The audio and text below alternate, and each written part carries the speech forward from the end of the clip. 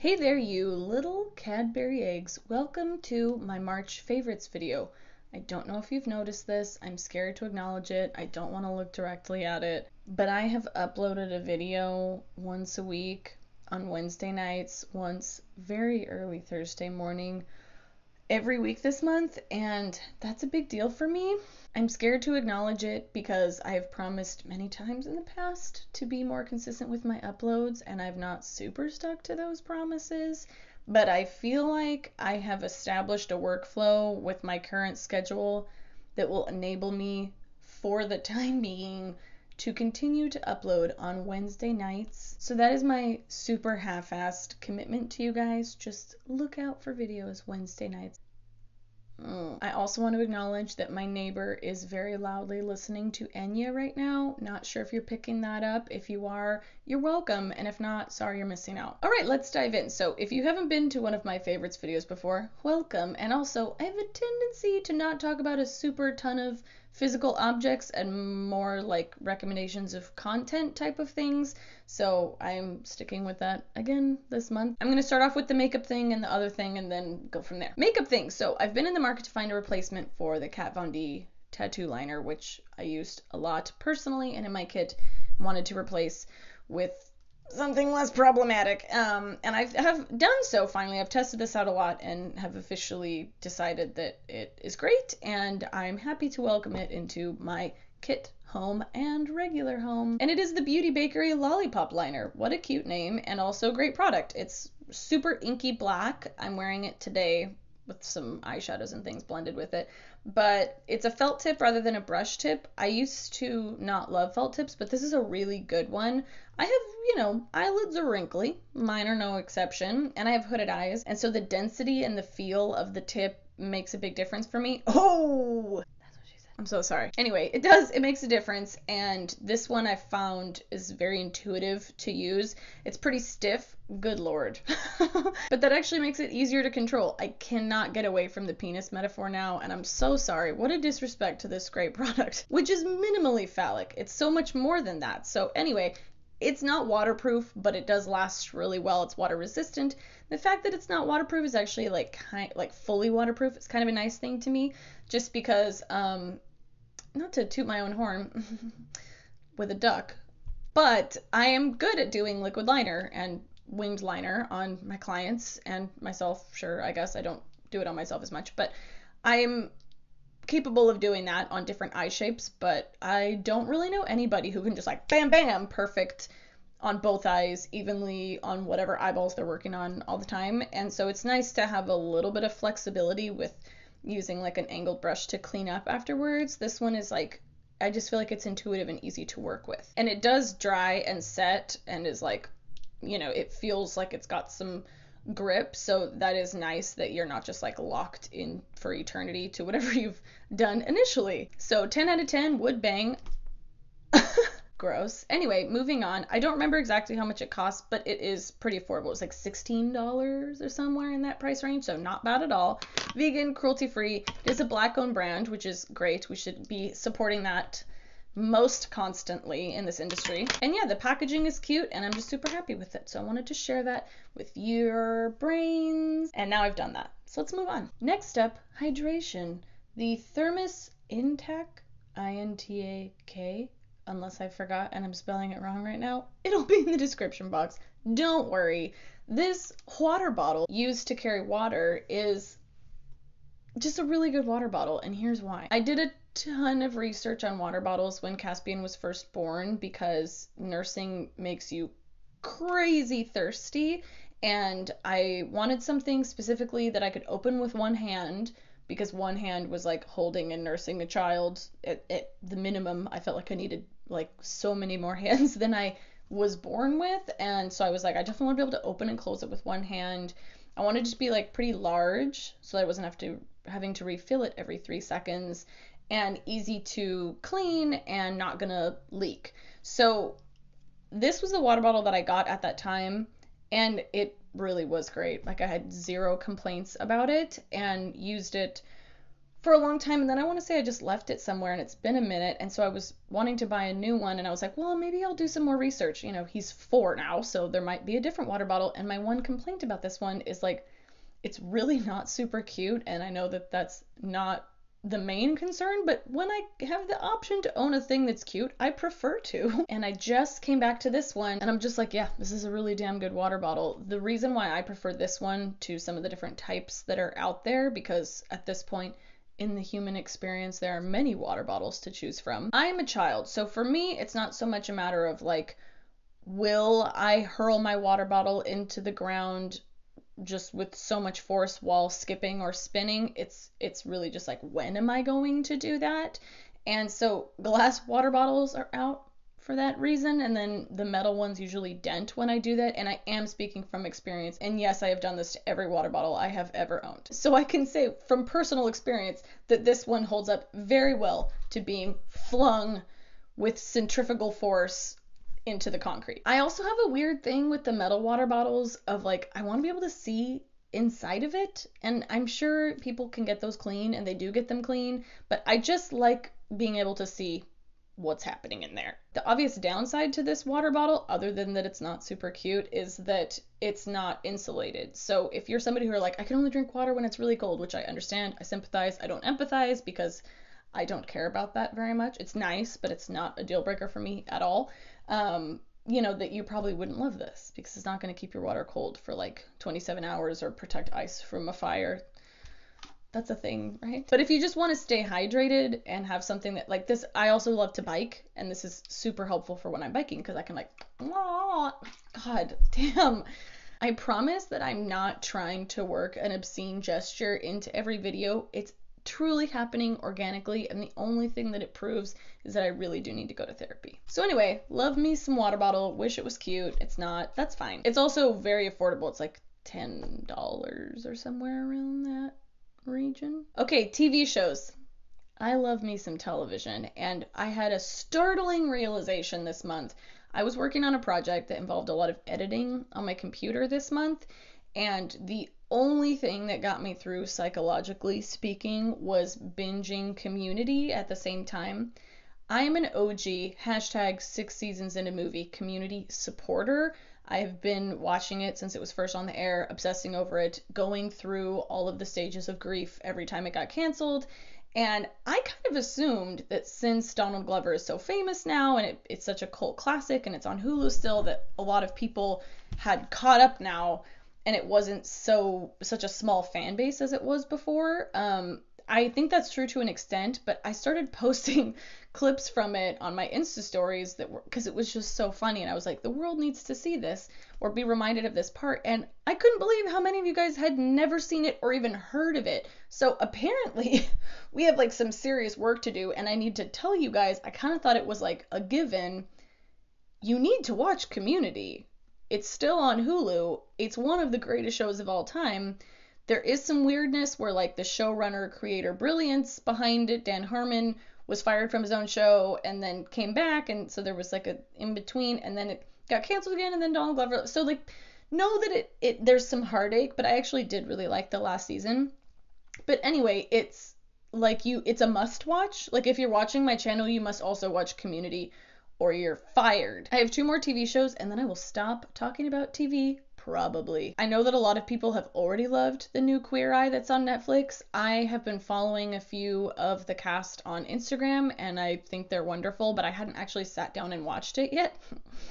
And I watched 2 episodes. That's all I've seen so far. So full disclosure, this is not like a full-on review. It's almost the first impressions. But I loved it so much. I was like, I'm laughing. What's this damp? I have tears. This is actually true of this show and my next favorite.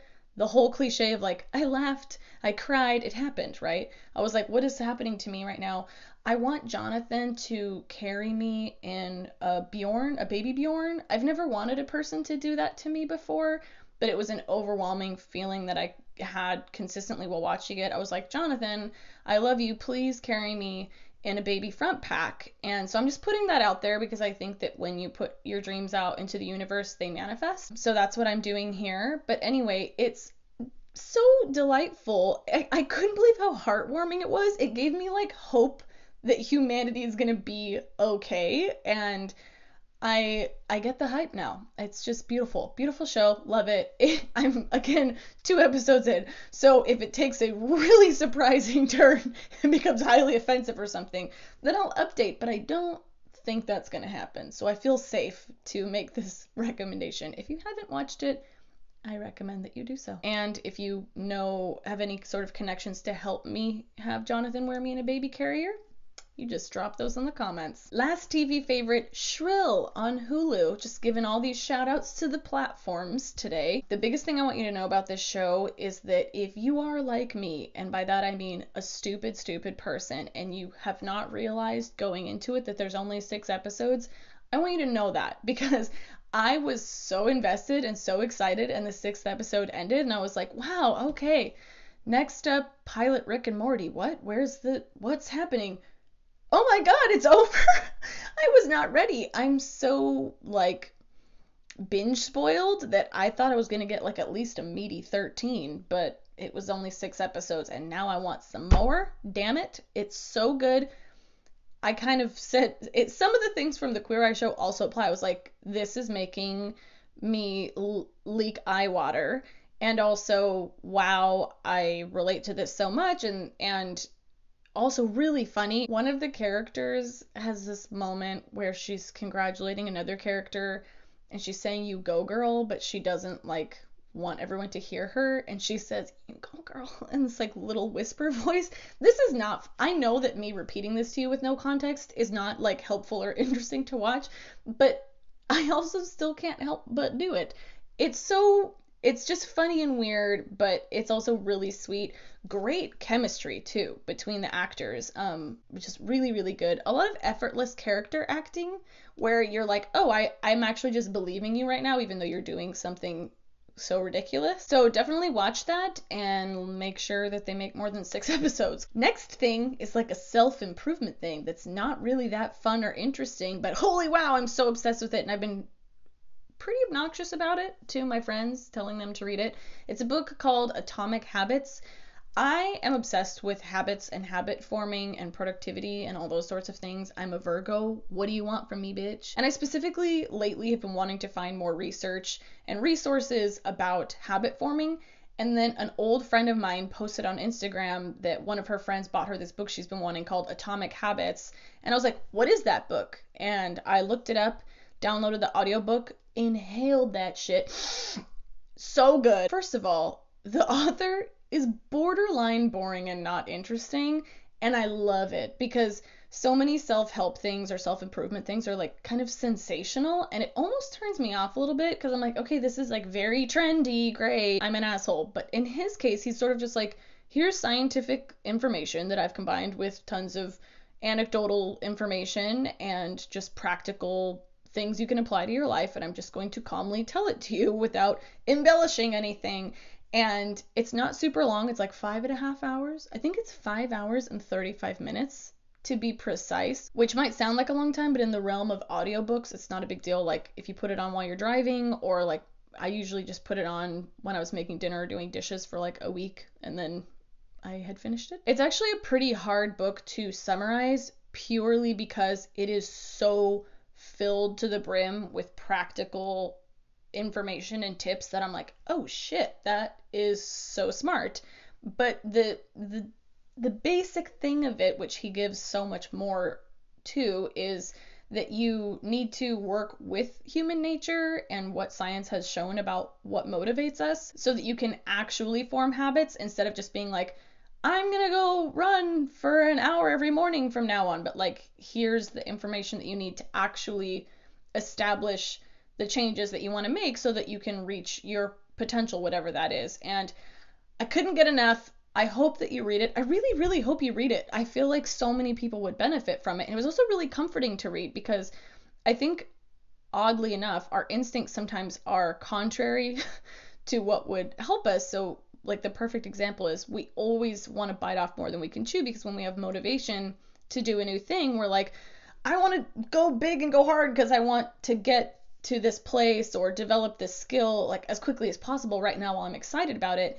And then we give ourselves unrealistic expectations and we fall off and we don't ever do it. And this was sort of like, you can actually make things really, really, really easy for yourself. And that's the best way, like little increments over time that you can actually sustain. Here's a quote that I'm paraphrasing, but he says something like, habits have to be standardized before they can be optimized. So you make things like so simple and easy, and you get that down, and then it's so much easier once you start to identify as a person who does that to expand on it. And anyway, just read it. It's so good, and he applies it to all sorts of stuff. He gives examples from if you're wanting to exercise more, if it's a thing with parenting or relationships or work, productivity. He kind of makes it so you understand that you can apply this information to anything that you want to be more habitual about or that you want to make further progress with. This next favorite kind of ties into that, even though I didn't really realize.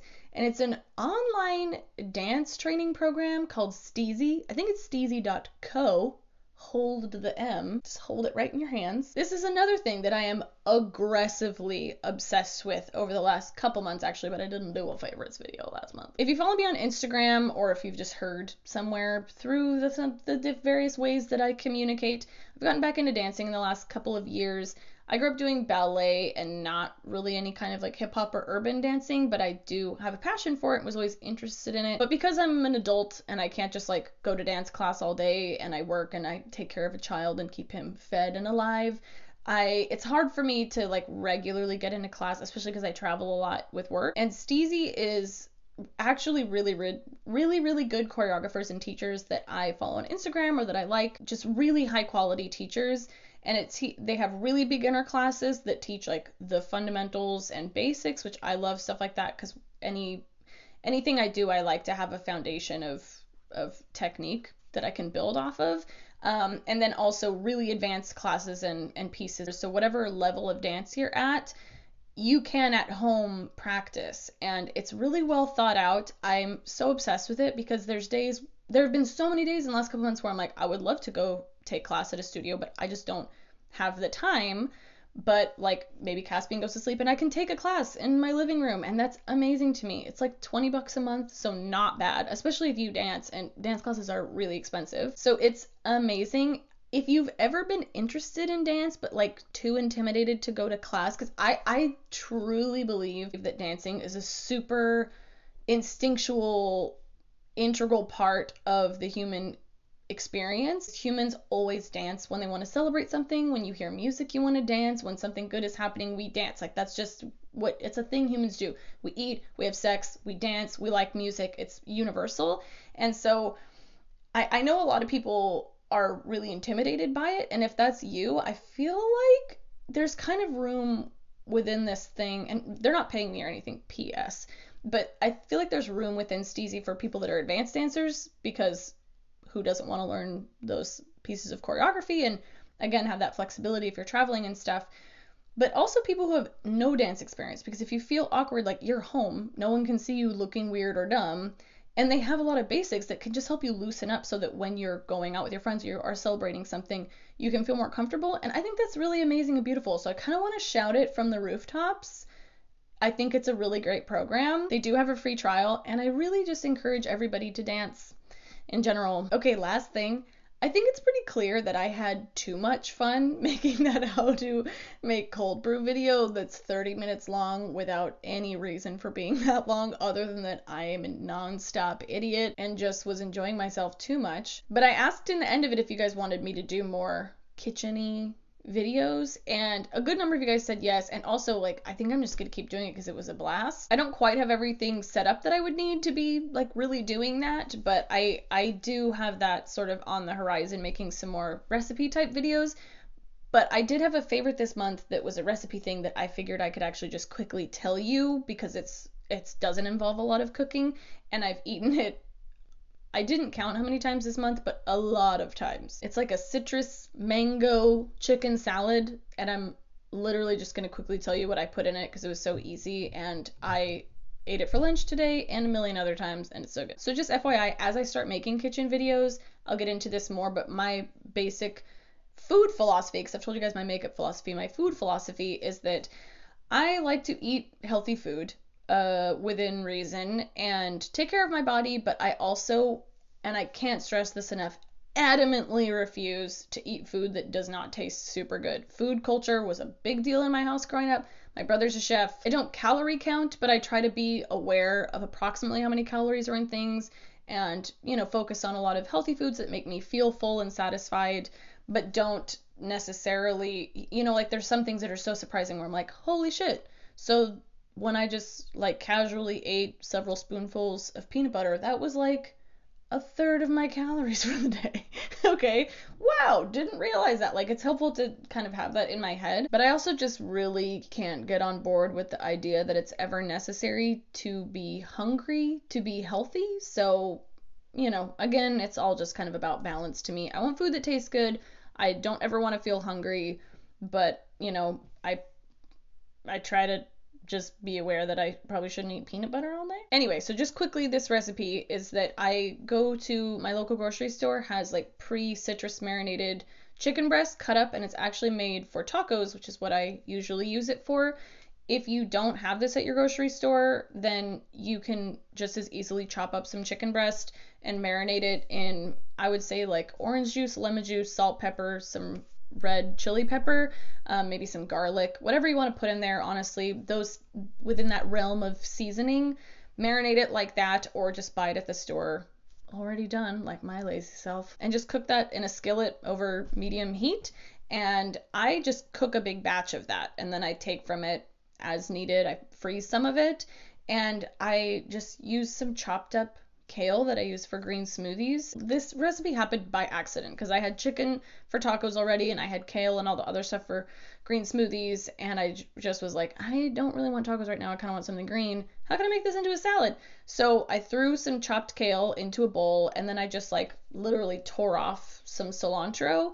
You could also like chop it if you want to be fancy. And I threw that in with the kale greens, and then I just put a handful of that chopped up citrus marinated chicken breast and a dollop, what a great word, of Greek yogurt, just plain Greek yogurt, which is delicious and satisfying, has a lot of protein and way less fat than sour cream, and also has like cultures in it that are good for your belly. So I put that, and then I just put some mango salsa that I had in the fridge. So instead of using dressing, which is delicious, but one of those things that's like peanut butter is, I like to douse shit in stuff that tastes good and is creamy. So I can get a little crazy with the salad dressing sometimes. And this is, I can still be like, delicious, flavorful, filling, but, it's a little healthier to just use some mango salsa and some yogurt, and that's it. Actually, I also added some hot sauce because I put hot sauce on all the food. So I thought I'd share that with you. A little bit of citrus marinated chicken, chopped up, some kale, cilantro, mango salsa, a little yogurt. If you're feeling spicy, put a little hot sauce. All right, that's it for this week's video. One quick thing I wanted to say, last week I had so much fun doing that troubleshooting video on baking with the powder, and I wanted to ask you guys, what else do you want me to troubleshoot? Because that was super fun and I want to do more of them. So let me know in the comments if there are specific makeup things you want help with that you want me to troubleshoot for you, and I'll do that. All right, thank you so much for watching. I will see you guys next week, Wednesday. Holding myself accountable, scared, yes. And if you liked this video, don't forget to like it with your finger, clicking, touching a screen, button, whatever your process is. Like this video. Follow me on Snapchat, Instagram, and Twitter at KikiGMakeup. Subscribe to this channel, and if you don't, I will not invite you when Jonathan from Queer Eye holds me in a baby carrier, and you'll miss out on that experience. What a bummer. Guess you better subscribe. What a weird little voice that just came out of my mouth. Perfect ending note. See you later.